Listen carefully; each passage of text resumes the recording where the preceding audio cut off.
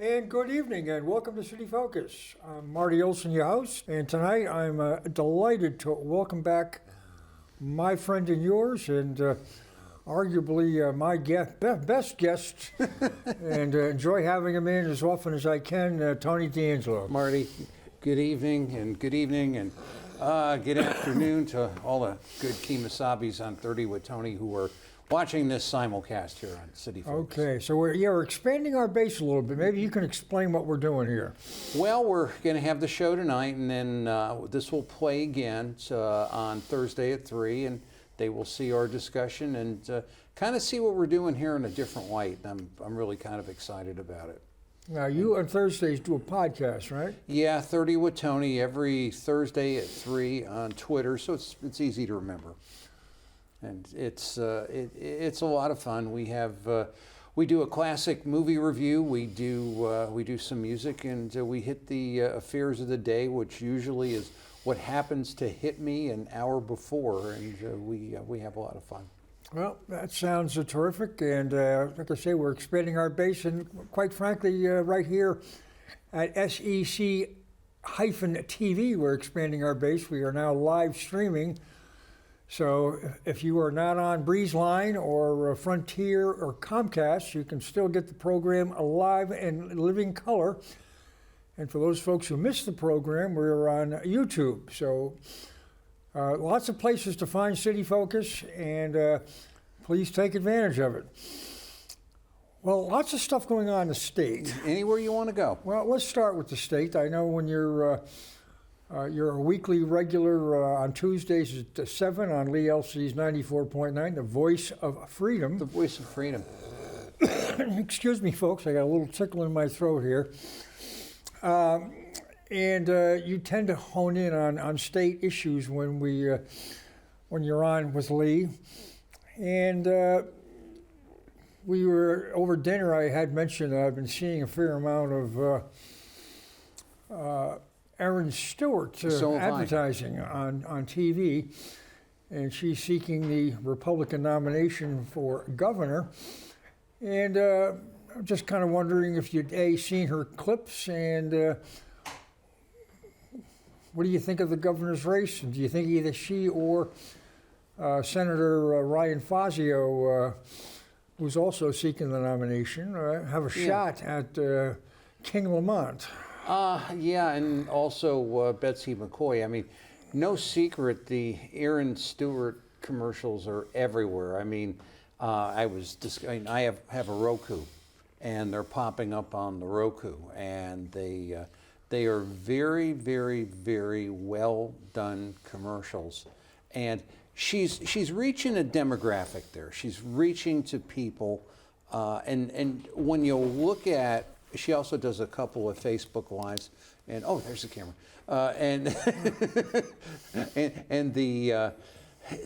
there's a couple of Facebook Lives she does, and there's a lot of byplay, and people find her relatable. She's young. She served young, I think at least a dozen years as mayor all of that of New Britain. Yeah. She hasn't, at least in my view, has not really hit the critical issues of, as you say, King Lamont, the corruption, the taxes, the economic degradation, the things we talk about, on 30 with Tony weekly and on the Lee Elsey show, and doesn't really seem to be going anywhere near that.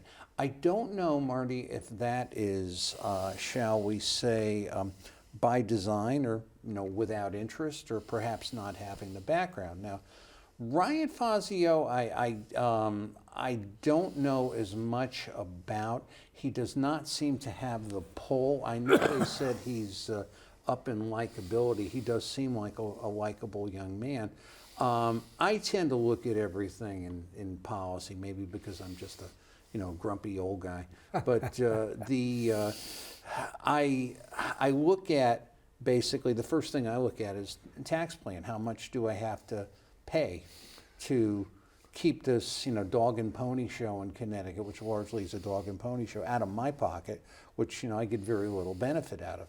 And the Aaron Stewart doesn't seem to be offering anything. There was one comment somebody said that, well, will you get rid of, which is an innocent enough question, will you get rid of the income tax like candidate Betsy McCoy, whom we have not yet introduced to this discussion, plans to do? And she was like, nah, no, we can't do that. I mean, it's a lot of our revenue, which is not really what I want to be hearing from, it's like, well, it's like the old song, Monday nothing, Tuesday nothing, Wednesday and Thursday, Friday for a change, a little more nothing. We're going to get a little more nothing.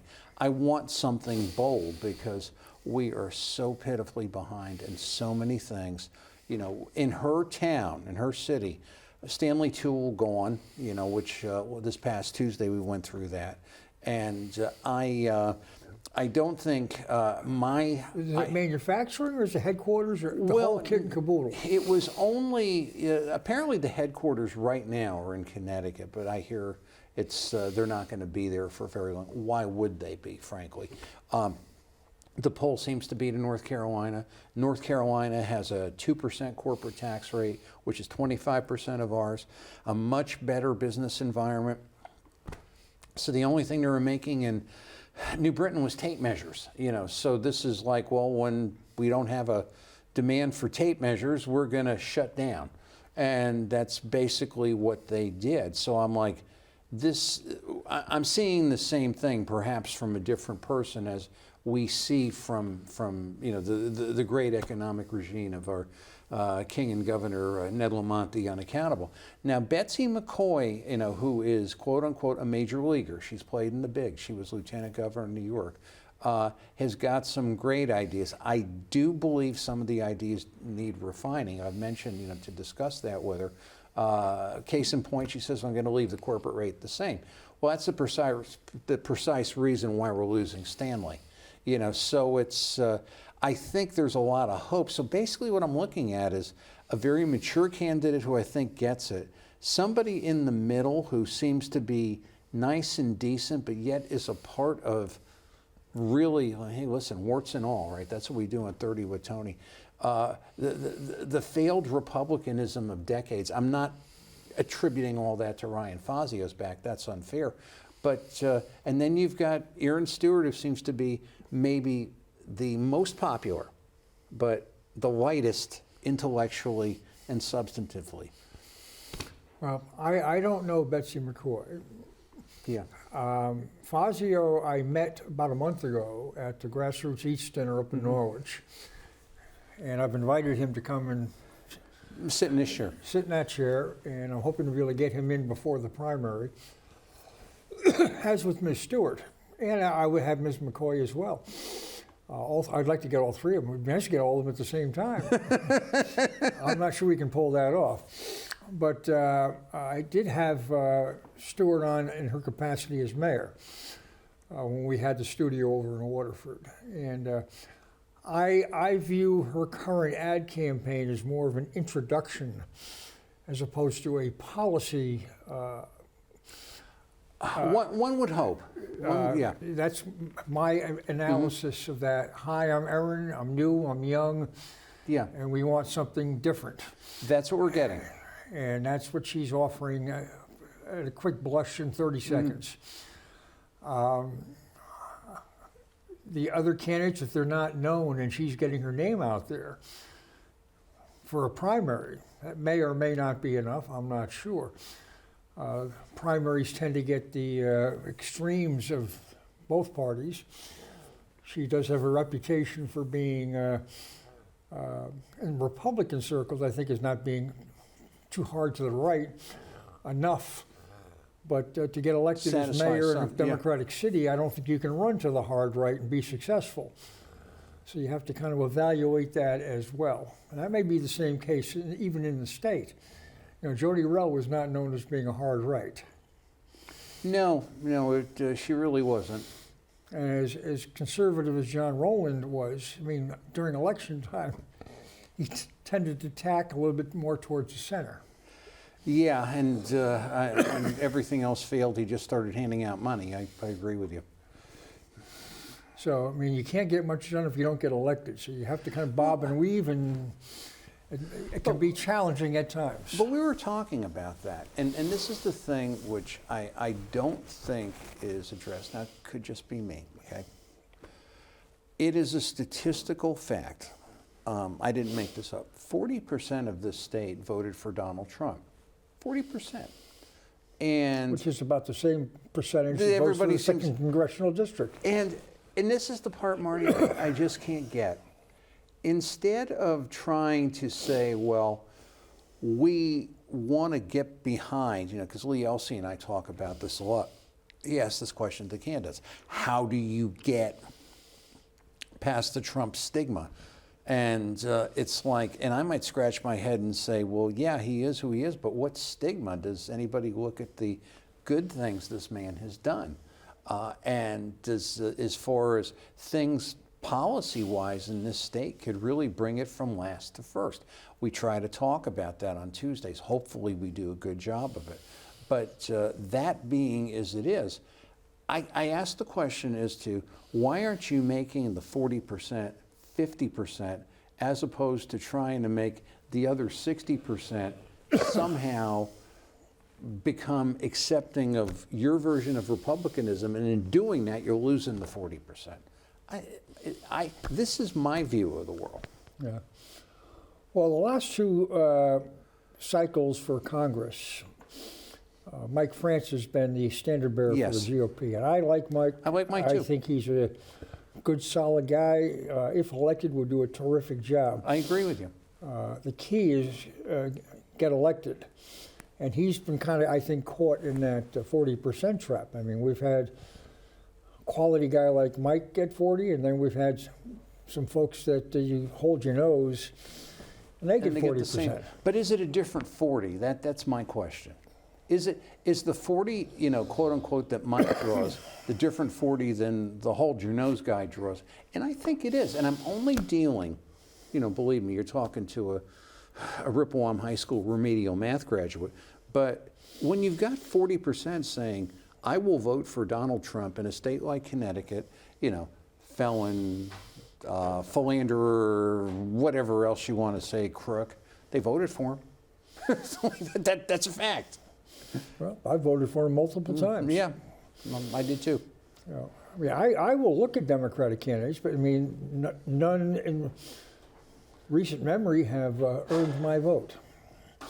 Their policies and where they want to take things isn't the same place I want to go. Where does the sane Democrat go? I mean, I have an idea. If you're a sane Democrat, you go with Trump, like Tulsi Gabbard, like Bobby Kennedy, who do great work, who do absolutely great work for that administration. And look at John Fetterman. John Fetterman, yeah. He's sort of my new hero. He's been amazing. There's a guy who could barely utter a sentence during the campaign due to medical issues. And you'd wonder why anybody would vote for him. And he gets in, and look how he's turning out.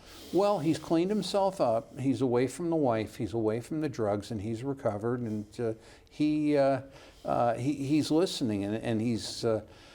I mean, people like my wife Kathy always says, "Well, I wish he would dress better." He dressed very nicely for the State of the Union, but I like him, and I mean, he's getting a lot of support from Republicans.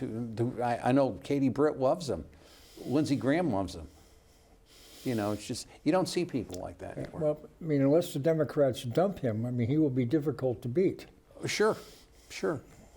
And you think of that, if like we like to do on 30 with Tony, warts and all. If you look at Pennsylvania, that's a state where you have a guy there, McCormick, who, I mean, yeah, he was out of the Dalio camp, and there's questions about him and all that, but fought like hell to get that Senate seat, just did whatever. you know, and they had a ground game. They were watching the funny stuff at the polls. Now, how to beat an incumbent, you do what he did. Then you have somebody like Fetterman who, you know, would quote and say, well, this is going to be, you know, Mutt and Jeff. It's not going to work. And now you've got a guy who's very even, who wants to, quote unquote, do well for the people of Pennsylvania. And it's like, and that's a state that really was that close to really becoming like Connecticut and wasn't. So I think there's hope, but it's just, I get back to that 40% thing. What 40% in that amoeba of everything are you hitting? And a lot of money is spent, a lot of people get rich, and nobody ever wins. Yeah, well, you know, in relatively, excuse me, recent memory, the GOP in Connecticut, which currently has no federal or state officials, statewide, or Congress. Right. I mean, we had McKinney and Shays, and we had Gary Franks, and John Rowland, and Nancy Johnson, and Simmons. I mean, we've had Jody Rell, Lowell Weicker. I mean, Republicans have been elected here. Yes, they have. Now, if you look at that group, I would say none of them are Newt Gingrich types, or maybe they might even be Sam Nunn types. But they were Republicans, and they could get elected. Well, I think you had a different, shall we say, and the difference is, quote unquote, politically manufactured to the detriment of just about anybody else who doesn't want a freebie.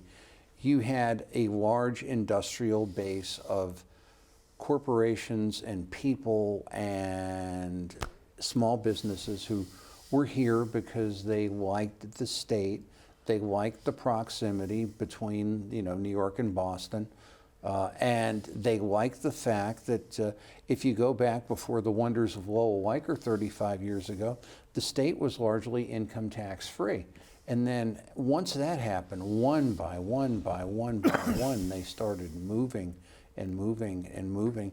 And right now, I mean, and not only, Marty, was it corporations, it was sports teams that, you know, I mean, very, very stupid planning on the part of Connecticut. It's actually a redundancy when you say that, but Connecticut could have had a couple of big league sports teams if they had actually done things properly. But Well, we had the Hartford Whalers. Had the Hartford Whalers. I mean, and that was a, you know, I don't think people fully recognize the hole that left in Hartford. Absolutely.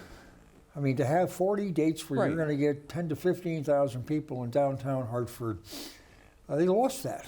Well, and I think to your point, why did we have Republicans? Because you had people here who were living, working, and doing business who had Republican-type interests. Now, when you get to, quote unquote, a social economy or a social services economy, or we are going to, quote unquote, be the, you know, the support for everything and everyone that comes in, the industry goes, and the politicians that are elected are people that would support that, who basically, you know, if not for politics, they would be unemployable.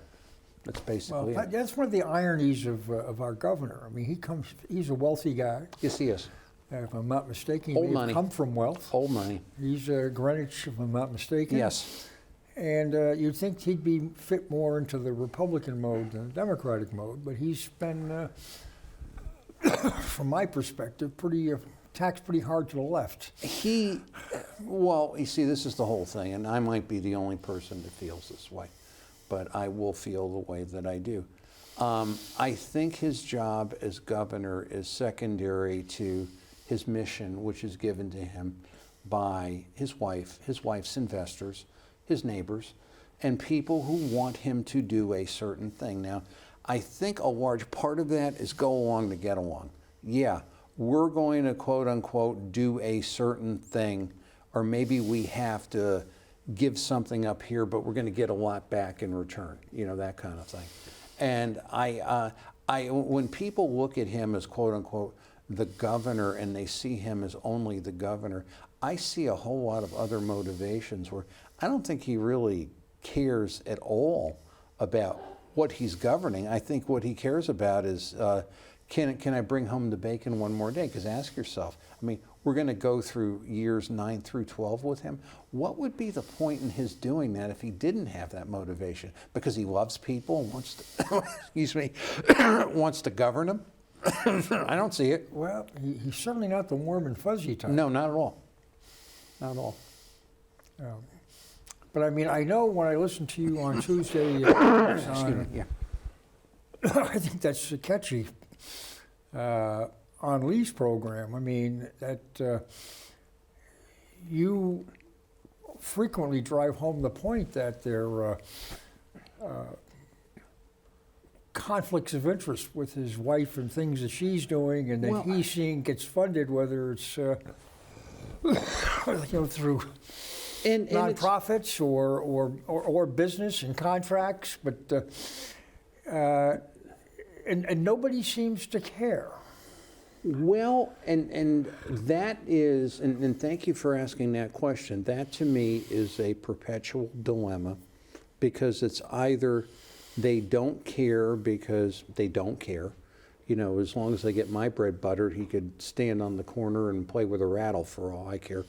Or there are other things with respect to what people are doing where it's like, well, if I pick on him on that, what's going to happen when they find out about me? I don't know. I mean, what I think my difficulty is that the idea is, if you're not representing the people that you're governing, thank you, why would you continue to govern unless you had some other motive involved? And that's kind of where I'm at on the whole thing. Yeah. I don't know why he's running again. What for? What benefit is there for him to do that, other than some other benefit that has nothing to do with his governing? And it's ironic, too, because the third term seems to have, at least in Connecticut, proven to be the third rail. I mean, that was Rowland's third rail, the third term. And will it become, and nobody saw it coming in through the election. It was after the election. And little stuff took him down. And when we look at what's going on with fraud in Minnesota, and you had Walz and Ellison, he's Keith Ellison is the Attorney General. He's a nasty man. Nasty, incompetent, and abusive. Yeah. What's going on out there, and the impression I get is they feel that they can just tuck their head in the sand and play ostrich, and they're going to get away with it. Well, there's and you see the same thing in a lot of these people who are, for lack of a better term, incompetent, moronic. You wonder why they do what they do. I mean, like Maura Healey in Massachusetts, Michelle Wu in Boston, Senator Douglas McCrory in Connecticut, which is, I have done nothing wrong other than, and this is not to pick on Senator McCrory, even though it's the same thing. I have done nothing wrong other than take money and distribute it for the benefit of my people. Isn't that why I'm here? No matter what, no matter who you had to fraud or pillage, it doesn't matter. I did what I was supposed to do. So yeah, I'm innocent because of the fact that I completed my mission. Right, wrong, it makes no difference. Now, who does this McCrory represent? Because I saw something recently. I can't tell. Out of Hartford is senator is stepping down. Well, that's him. I can't give you his exact district, but I believe he has Hartford, Bloomfield going up that way. Okay, so we're talking the same guy. Yeah, and that's like really, really, really nasty stuff. We have a department in Connecticut known as the Department of Economic and Community Development. Should have been abolished years ago. Should have been abolished in the first 5. Just handing out money, doing absolutely nothing. People walking away. You know, Earl O'Gara. Let's just go all the way back to it. Everything they've ever done, but no governor's ever said, "Hey, wait a minute. This isn't economic development. This is the recycling of tax dollars for the benefit of cronies." Well, it just continues to go on. Republicans act like, you know, life is wonderful. They will continue to look at that department and try to use them economically, which I think really is an insult to the intelligence of people in Connecticut, those that are actually looking at it. And it's like, and here's a guy that basically walked in, I've read the emails, I read the audit report, just like a vending machine where you don't pay, Marty, basically. Just, you give me that now. I want this allocation. I want this allocation for my girlfriend who has this charity and this sub-charity, and where's my Yukon tickets, you know, and aren't you going to get me the tickets? And it's just this thing of, but in his mind it's, well, I'm doing what's right. That's exactly, my job here is to be some sort of a political Robin Hood. And I, you know, I mean, I think to your point, how can Tim Walz look at these people in Congress and say, you know, I'm not an incompetent, I'm not a loser, I'm not a, well, because I'm bringing the resources to Minnesota to help my kids and help my people. And how dare you drag me here for this? Well, I'm watching him for a brief period today, and where he's saying that, he's being questioned as to his awareness of what's going on, and his response is that his first priority is to see that the children get taken care of, and then we'll worry about anything else, if there's anything else to worry about. And apparently, in his eyes, nothing's been there to worry about. Well, I think you hit on it. It's this whole kind of Mother Teresa thing, you know. It's, but I'm looking out for the children, and everything else doesn't matter because I'm doing what's right. And I think this is the same mentality that says, well, we don't have to look at a federal statute, or we don't have to follow the law, or we don't have to, you know, it's perfectly okay to take from someone. If you're doing this work of God that I'm ordaining, that's what it all comes down to. And to think he almost became vice president. Can you imagine? It's, and this is a man who admitted to the American people that he's a knucklehead. I don't want a knucklehead. I don't want a knucklehead near a button. It's like, there's something wrong with you if you think this is a good thing.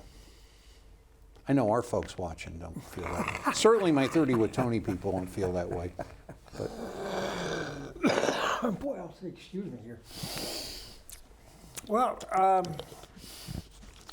an item that you sent along to me for discussion that I'm going to throw back at you is the Connecticut Committee on Tax Fairness. Oh. So for the edification of our audience, what is that? What is its function? And are they even remotely meeting their goals and objectives? Well, I think the scary thing is I think they are meeting their goals and objectives. And that's, there are a number of people. One, there is a state representative. His name is Jason Doucette, if I'm pronouncing that correctly, out of Mansfield. And he has come to the conclusion that Connecticut needs to pay more tax. And people that are on the higher end, they've all have to have a bracket increase because the 2025 changes in the One Big Beautiful Bill Act caused the tax savings. And he's like, well, it is their right and their duty to pay that back into Connecticut to support, you know, the waste, the fraud, the abuse. I'm not saying it's all waste, fraud, and abuse, but I mean, how much waste, fraud, and abuse do you have to see to know that you don't have waste, fraud, and abuse, Marty Olsen? And then it's like, well, all right, fine. What's going to happen when you go to people and you say, well, you got to pay more tax? Yeah, okay. Well, maybe I don't need to do that. I was saying to Lee Elsie on Tuesday, Do you realize the state balances its budget on 6 billionaires?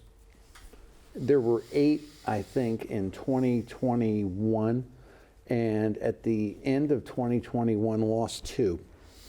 Now, there's a couple of like silent billionaires that aren't like, the Steve Cohens and the Ray Dalios, but if these people, one day they're going to die, and I don't think their kids are going to hang around saying, I love Connecticut, I'm going to continue to pay that. They are out of here. And the other thing is, if you tick them off to the point of, well, why do I need to be here? What are you going to do? And then it's to say, okay, you're going to raise taxes. These political idiots that think this is what's going to happen. Why do you want to tell me to raise taxes and you've got a DECD situation, you've got a McCrory situation, you've got a, you have how many nonprofits get money from the state of Connecticut? There's no control on it. The Republicans are talking about, well, let's have earmark reforms. That is only 15% of the solution. There's zero accountability to what happens. And oh, by the way, there is no freedom of information. So you give money to the Blue Hill Civic Association. I don't know how many millions they've received, but can you look in their records to see what they've done? No, I mean, it's a shadow government. It's 10% of the budget. No idea what these people are doing. They're doing it without controls. And the attitude of your garden variety legislator on the best side is, well, we want to give these things to people being helped. Well, twofold, Marty. When did government start to become a social service industry? I thought government's job was like defend the nation, fix the roads, have the schools, that kind of thing. Now it's, quote unquote, the Mother Teresa for it's all. And just about every state Republican feels that way. That's not Republicanism. The second thing is, well, if you keep spending the way you are without accountability, it's sooner or later nobody's going to be around, basically, to say, I'm not going to support that. And so that's the whole crux of the whole thing. Well, so I think let's just tax people more. A good, a good read there. Again, getting back to Mr. Bob Swick with transparency, or lack thereof. Right. Well, and also right now, if there's one thing that I know about Ryan Fazio, is that he takes a lot of credit for having put on the electric bill that the public benefits charge. The public benefit. Now, just the fact that it's now become a public benefit, you can see how much you're spending in that. But he's just done nothing to take it out. Well, look at it this way. Which Ms. Stewart is saying in her advertising that she will. Well, but this is the whole thing, Marty. You take it out, where does it go? Are we having a energy policy that will make things cheaper and more affordable? I hear the excuses and I hear the thing that we're landlocked and we're this and we're that. Well, the fact of the matter is, what do we have to do in order to become more energy cost efficient? Because, and you hear all the excuses, but if we don't become energy cost efficient, no one will come here to do anything. Stanley Toole, okay, we talked about that earlier in the discussion. If you look at what they did, now again, these are corporate people. They may not always be rocket scientists, but they're infinitely smarter than politicians. And they looked at it and said, well, utilities here are killing us. And not only that, but in our utilities, we're 20%, and they pay a lot more in their electric bill than you or I might. We're subsidizing political stupidity and mess. We ain't going to do that. And they're gone. How hard is it? It doesn't work. And it's certainly not an incentive for anybody to come here. Thank you for saying that. That was the point I forgot about. So, I mean, you may have those who are here who will leave. Yeah. Because it's not competitive, and it's not competitive. And that's something that I've clearly outlined when I've run for local office. I mean, people have choices. They don't have to come to New London or Connecticut. They can go to Lincoln, Nebraska, or Well, Alabama, or North or South Carolina. how hard is it? We're talking about that on Tuesday with Lee. How hard is it for, if you're in a soft industry, finance, or something you're doing on a computer, if you're designing or if you're doing AI or things like that, to say, well, I am going to pick up my computer, I am going to sell my home, I'm going to go to a tax-free state, and I will pay a whole lot less than what I am doing now, and I don't have to support this. And what will happen? Those people will sell their homes. Somebody else will buy them, who probably, just the way it goes, are going to be involved in some sort of a tax-supported industry. If it's an industry, they'll be involved in something, either in government or possibly with a nonprofit or a university. And when the tax-paying people move out, there's nothing left to support the others that are there. And that's sadly what's happening. That money is mobile, and it will go, and it is going. I can't tell you the amount of clients I have seen move. My people have gone to Florida, they've gone to North Carolina, they've gone to Tennessee. We're still working for them, but I mean, it's like they finally said, I can't deal with what's here anymore. It's ridiculous. On top of being business unfriendly and hostile.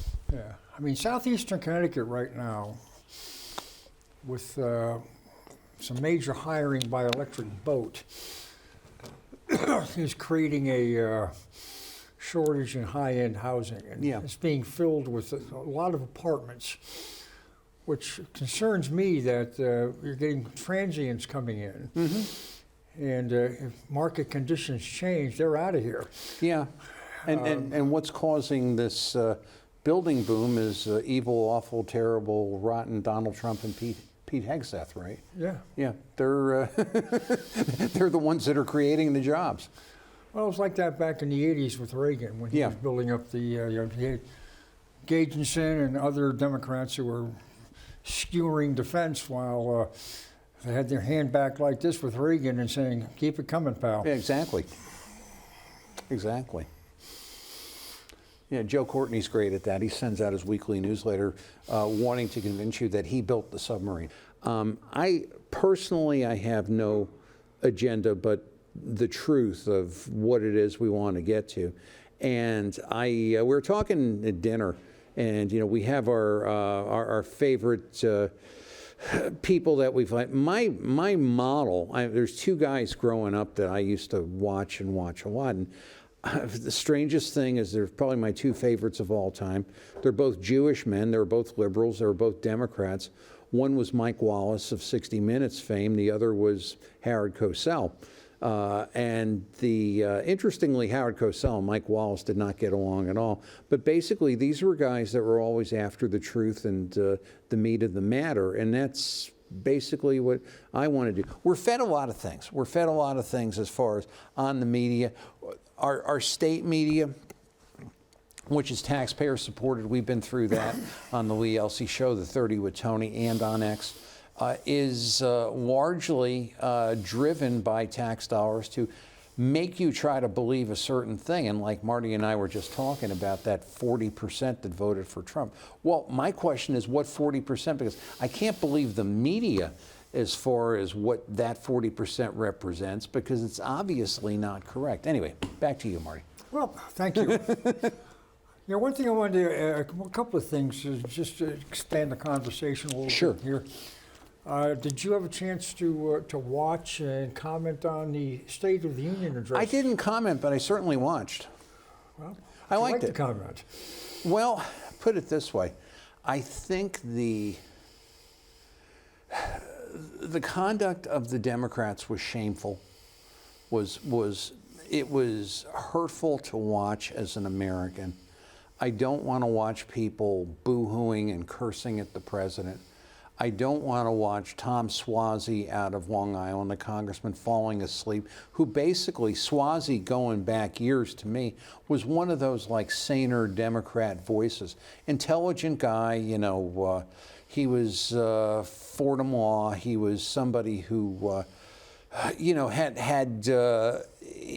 was on the level. Now I think he's turned into some sort of a nincompoop where he's practically falling asleep.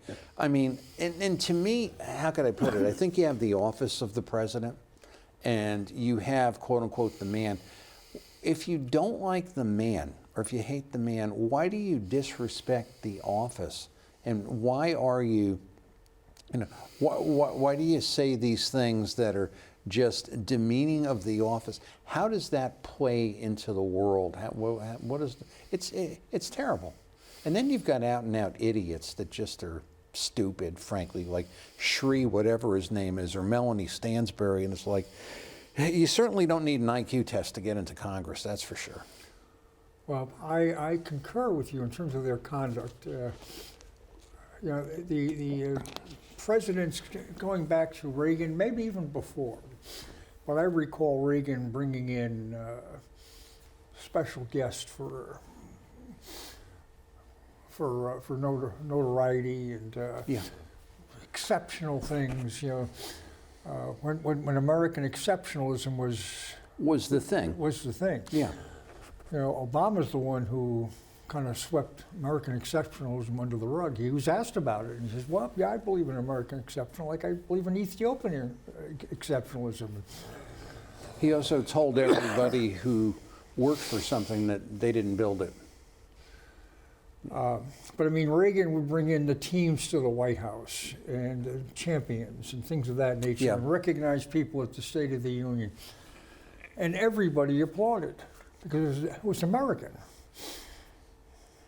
It was exciting.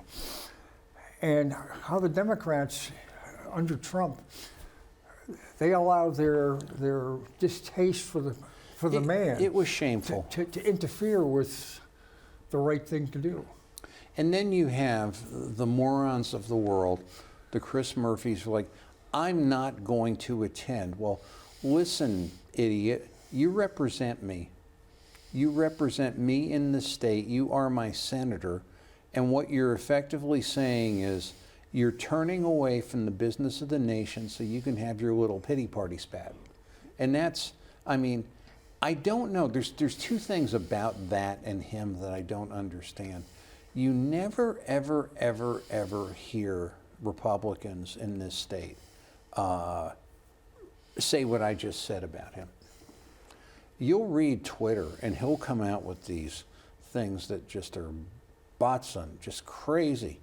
And he'll get thousands of comments. It'll be, out of 1,000 comments, 5 will be favorable.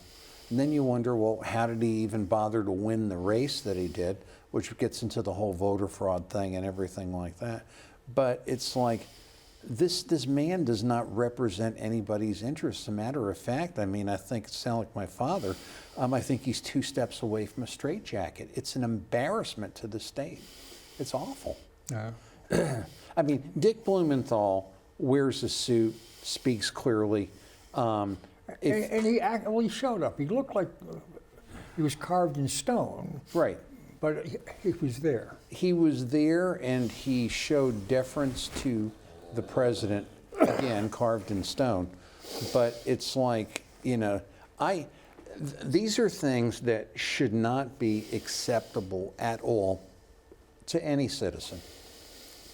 The thing with Murphy is, I mean, I think he's angling for something higher up the food chain. I'm not quite sure what it is, whether it's vice president or no doubt about it, some cabinet position, but he's looking beyond U.S. Senator in Connecticut. There's no doubt about it. And I look at this in his conduct and I say, who would want to pick this up? Exactly. And I just think that is an insult to everybody in uniform. That is an insult to every taxpayer. That is an insult to anybody that believes in the principles of freedom and the American dream. Yeah, it's a...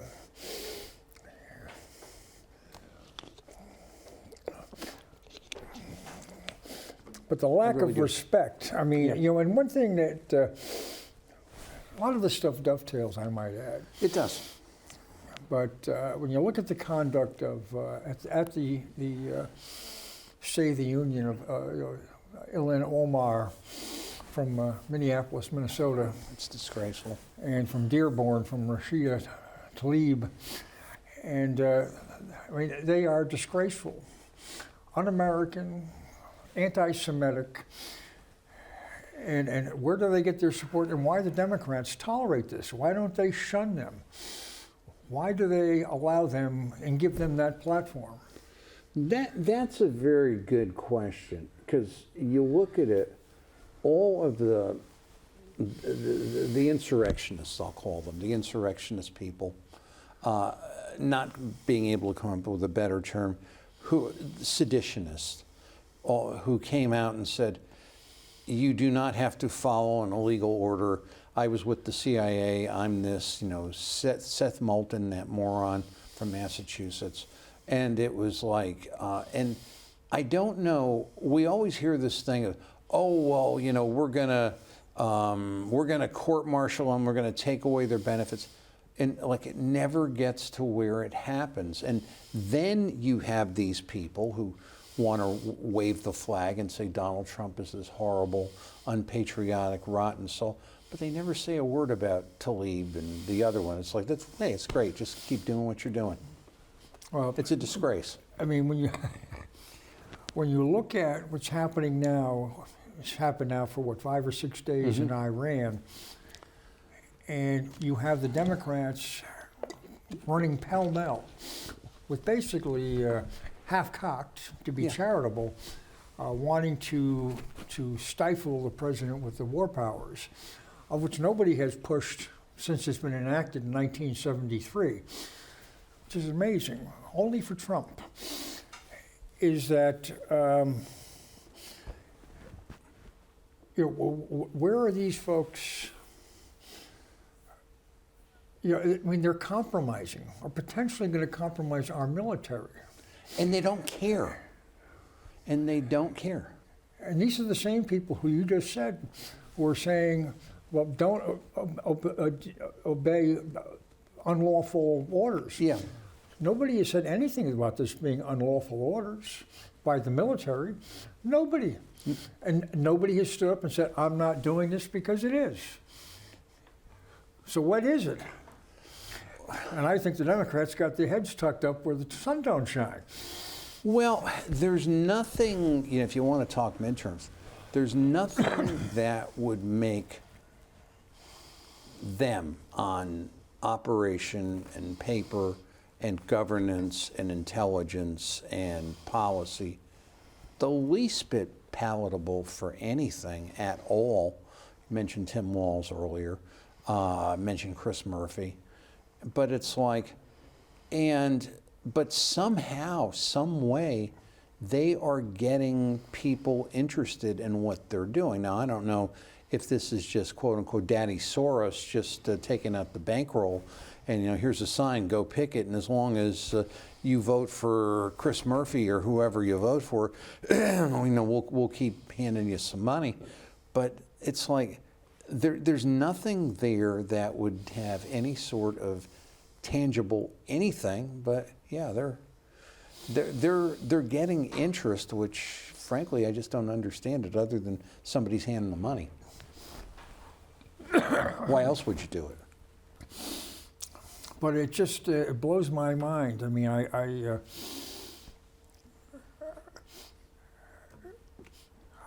I'm trying to put my finger on at what point in time, because it just didn't happen with a snap of the fingers, that the Democratic Party has shifted so far to the left to socialism or worse.